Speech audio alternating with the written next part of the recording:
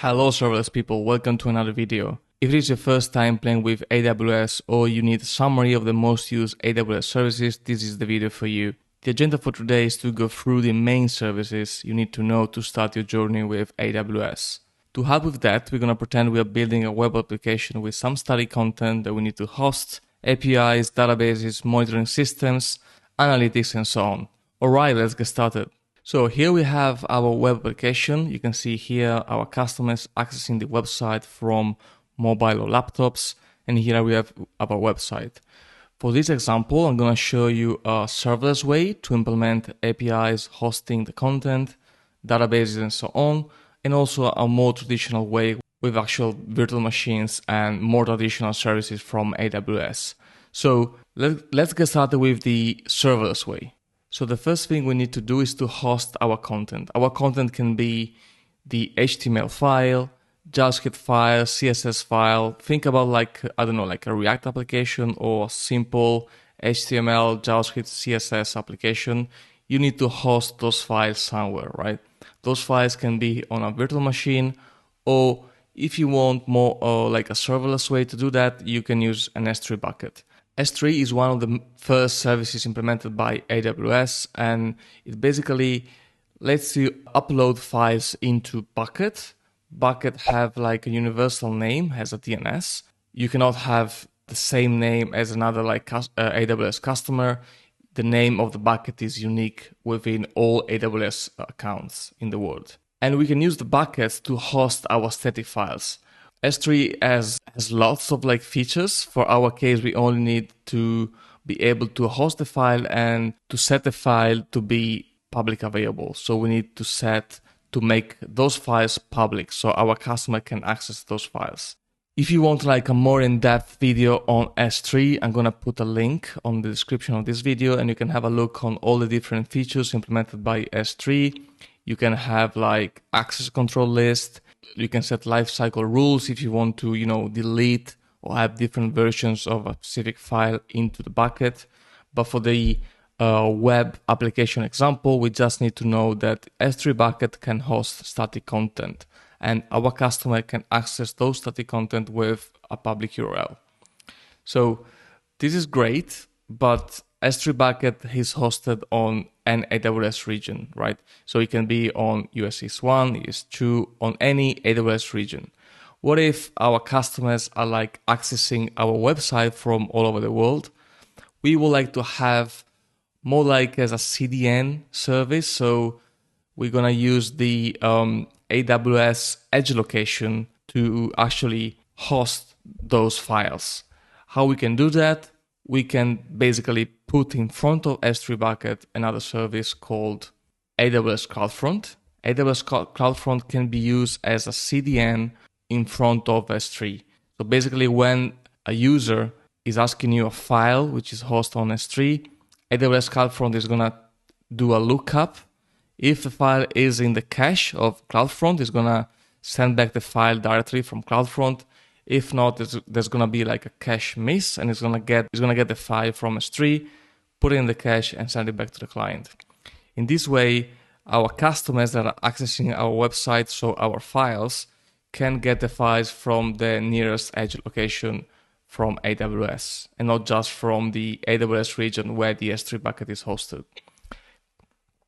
You can set CloudFront to also do redirect to HTTP to HTTPS or HTTPS only. It depends on your use case. I usually prefer to set redirect HTTP to HTTPS, so the user experience is better.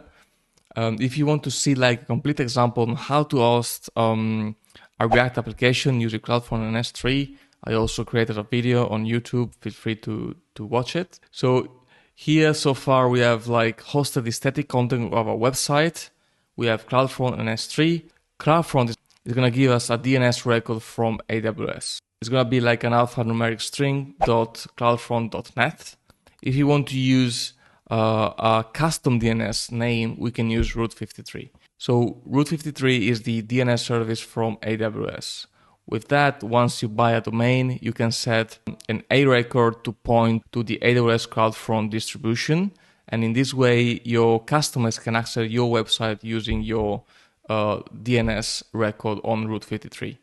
So this is like another like good option if you want to use your custom domain and CloudFront at the same time.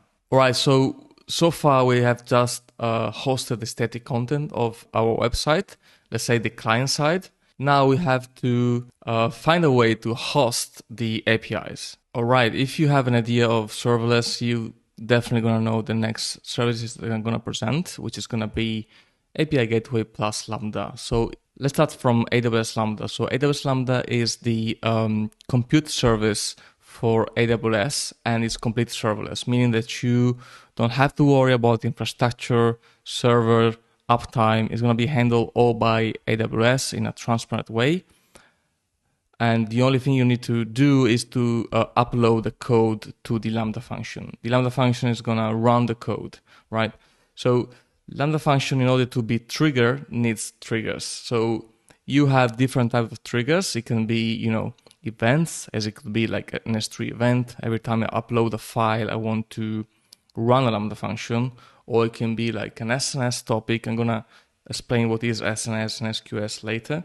And then you run a Lambda function. In our case, since we are like creating APIs, we want to use API Gateway. API Gateway lets you deploy APIs, so you can create different stages. It can be dev, production stages, and then it's gonna let you deploy the actual API. And to the API, you can link the AWS Lambda function. So you can build your list of APIs for your website using the combination of AWS API Gateway and AWS Lambda. And it's all serverless. You don't need to worry, as I said, about like uptime, about infrastructure. Is going to be handled all by AWS. And if you're like at the beginning of your, let's say, service, if it's like the first API that you're building, you don't have much traffic in your application, the pricing is very convenient because the first 1 million requests to Lambda are for free. API Gateway has like a similar pricing model. So definitely have a look. If you want to have more information about API Gateway and Lambda, I'm also going to link a video. I'm going to go into the depth of all the Lambda features. It definitely, there's like a word around Lambda. So have a look on the video. I did like a series of Lambda. And here we have a complete website with static content and API hosting, complete serverless. So we don't have to worry about any infrastructure. All right, it all sounds great, but we also need to have a proper website. We need a database, right? Because it's not just having the content and calling some APIs. We need to store data. So since this is like the serverless way for hosting a web application, I'm going to present a serverless database that we can use with Lambda. And there we go. So the databases that I suggest to use with Lambda are, for sure, if you're looking for like a NoSQL option and serverless option, is AWS DynamoDB. DynamoDB is like a key store database, as I would say different peculiar features. I also did a playlist here on YouTube if you want to get use on DynamoDB concepts and also how you can design a table with DynamoDB. If you're coming from the SQL world, it's going to be a little bit weird, I will say, at the beginning, but then once you start thinking in NoSQL and in the DynamoDB way, you're going to see the advantages of using DynamoDB along with Lambda. If you want to stay, though, in the SQL world, there is the AWS Aurora Serverless, which is a service that's been presented like 2 years ago from AWS. And basically so Aurora is like a MySQL compatible and Postgres compatible database, SQL database, of course. And there is also the serverless option. You're going to pay only when you use the database. So you don't have to pay for the, 24/7 uptime of a normal database, but only for the requests that you do to the Aurora database. As I said, this is like a SQL option and it's completely serverless. Another thing you may want to add when you're scaling your application is to add Elasticache. So AWS Elasticache is like a cache you can use in front of your database. Usually you don't really need it for DynamoDB because he has his own cache and is also designed to be high performant. You can need a cache if you use like AWS Aurora, maybe for the most used queries to your database. So definitely have a look also on Elasticache and how it works. And if you need like a database for analytics, have a look to Redshift. Redshift is an OLAP database. So for analytics, it handles like a huge amount of data. So yeah, I will use Redshift for analytic stuff, definitely not for SQL.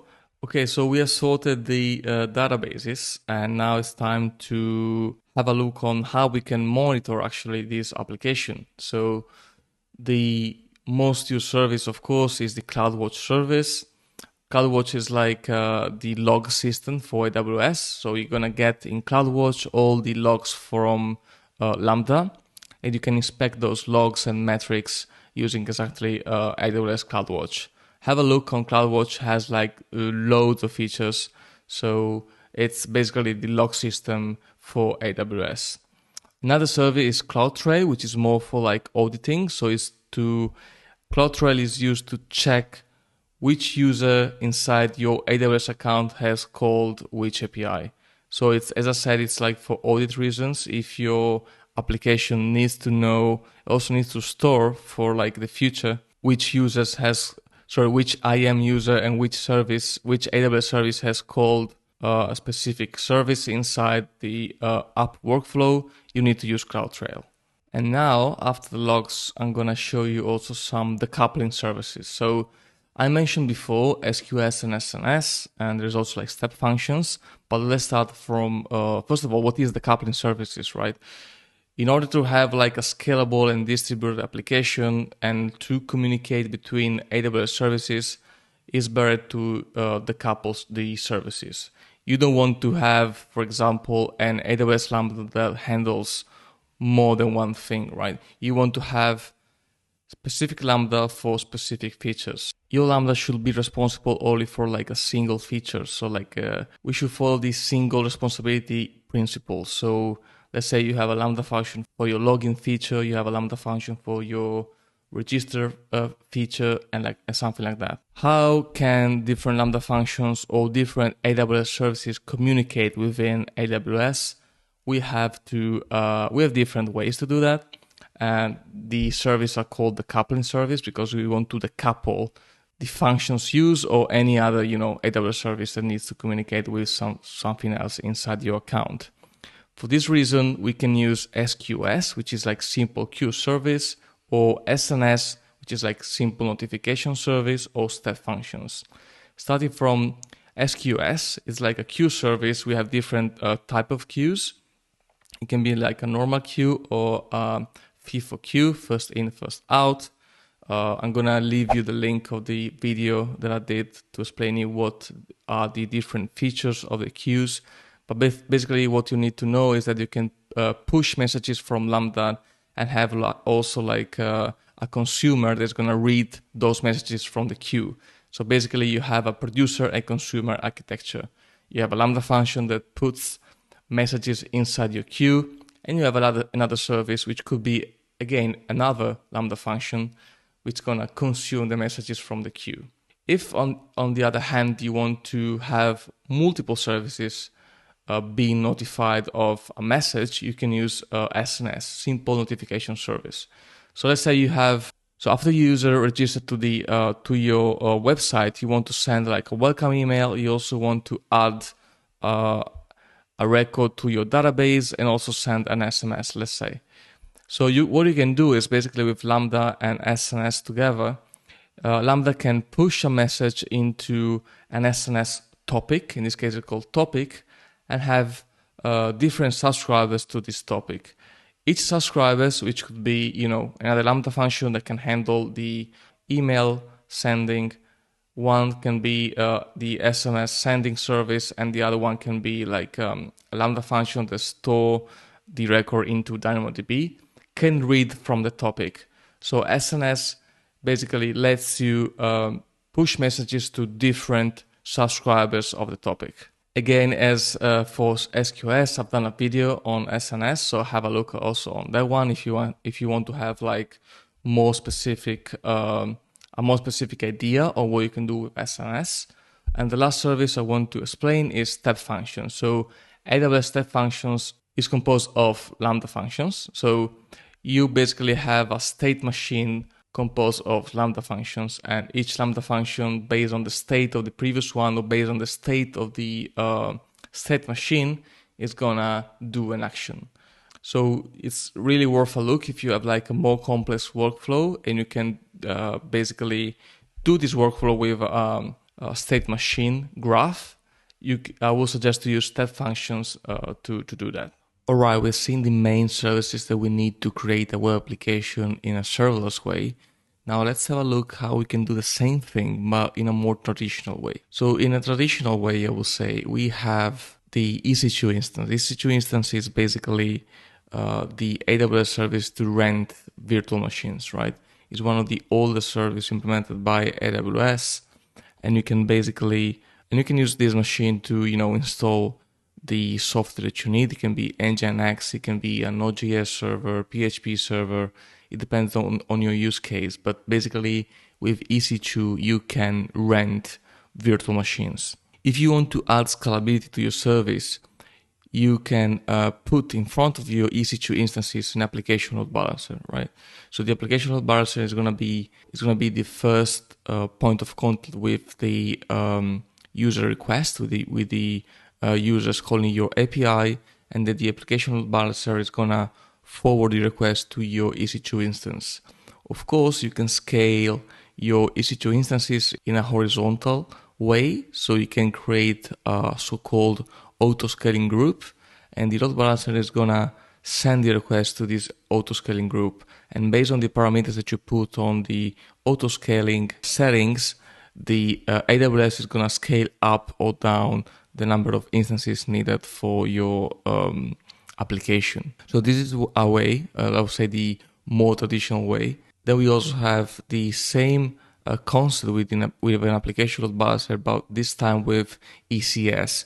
ECS is the Elastic Container Service. Basically, you can use Docker to upload your Docker image to this service, and AWS is gonna take care of spinning up or down machines, which under the hood are again EC2 instances.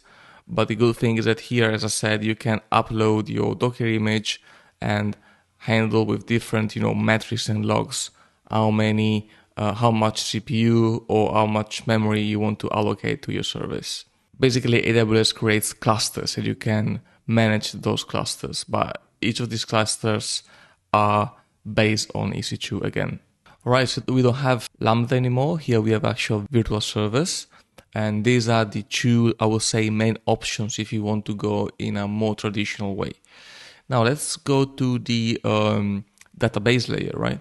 Because if you go on the database layer, we have the RDS service, which stands for Relational Database Service. RDS gives you like different type of database you can use. You can use the managed one from AWS, which is Aurora, which is a MySQL and Postgres compatible, or you can also use like MySQL, Postgres, MariaDB, and a bunch of other options. It depends on your stack, on your application stack. With RDS, you can of course configure the instance family that you want to use. If you want to use a micro, nano, medium, large, depending on your workload, you can set up security groups, everything, so you can manage the connections that are going through your database. Alright, and that's all for the how to deploy a web application in a traditional way. Now I want to show to you the main services for a different scope. So in the next slide, I want to show you the main services that you need to know in terms of analytics and big data, and also AI and machine learning. So for analytics and big data, the first service that you need to know is AWS Athena. So basically Athena lets you run SQL-like queries to your S3 bucket. So all your data you have on your S3 bucket, you can run SQL-like queries on it, which is great and it's a serverless service. So you pay only for the query, for the amount of data you're going to retrieve. Then we have AWS Elastic MapReduce if you need to, work with MapReduce workload, and also a service that is worth having a look is QuickSight, which basically you can create dashboards from different sources. Now, if we go to the AI and machine learning segment, you want to explore the SageMaker. So basically you can create, different models for your machine learning use case. We also have Poly, which is like text to speech. So you provide the text, and it can be in different languages, of course. And it's gonna create an audio. It's gonna basically do the text to speech. We have Transcribe, which is the other way around from audio to text. So you send an audio to AWS, and it's gonna give you back the text. And also we have Translate. So basically it translates between different languages. So definitely have a look. Now I want to go back very quickly to the first, let's say, slides, one of the first slides, and mention two services that I haven't mentioned here, but they are valid for both the serverless and traditional way. So before you get to use your AWS account, be sure to understand the concept of IAM. So what is the Identity Access Manager service from AWS, which is basically where you manage all the users and all the permissions of your AWS account. This is very important because you want to be very sure who has access and what the users can do into your AWS account. You want to avoid, crazy bills or security issues. So have a look on the IAM service. I also created a video about it, so I'm going to link it in the description. Don't worry, but definitely have a look and get familiar with users, role, groups, and policies. All right, that was all for the, let's say, an introduction on the most important serverless and more traditional services of AWS. If it's like your first times playing with AWS, I hope this video was useful. Let me know if you have other questions. I'm happy to reply to all of you. And remember to subscribe if you want to see more videos on AWS and the serverless world. And see you on the next one.